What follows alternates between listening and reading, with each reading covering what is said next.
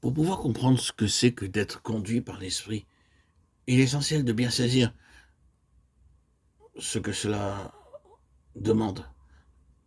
Ce n'est que l'homme spirituel qui peut discerner les choses spirituelles, qui peut être conduit par l'esprit.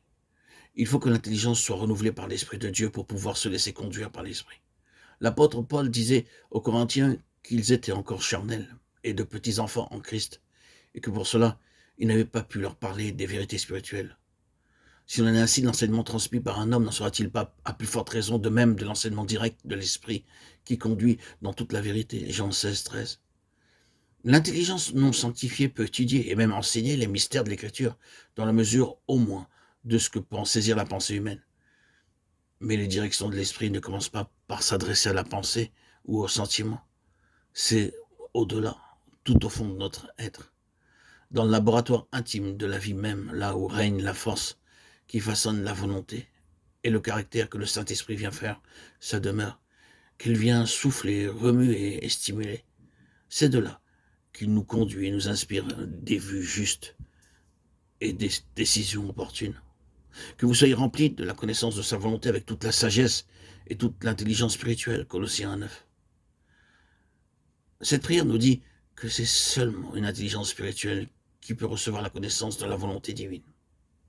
Et cette intelligence spirituelle vient du développement de l'homme spirituel, de sa fidélité à vivre de la vie spirituelle. Celui qui veut être conduit par l'Esprit doit consentir à ce que l'Esprit remplisse sa vie tout entière.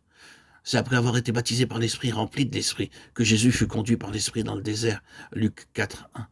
C'est par le mouvement de l'Esprit qu'il s'en retourna en Galilée. Luc 4, 14. Et qu'il commença son ministère à Nazareth en citant cette parole, l'Esprit du Seigneur est sur moi. Luc 4, 18. Toute direction réclame obéissance. Il est facile de comprendre que pour pouvoir être conduit par l'Esprit, il faut l'écouter avec docilité et obéissance. Ce n'est pas seulement la chair vouée au péché qui fait obstacle à l'Esprit. C'est encore et surtout la chair qui cherche à servir Dieu. L'Écriture nous dit que pour discerner la voie de l'Esprit, il faut dépouiller le corps des péchés de la chair, ce qui est la circoncision de Christ, Colossiens 2:11. La volonté et la sagesse de la chair sont à redouter.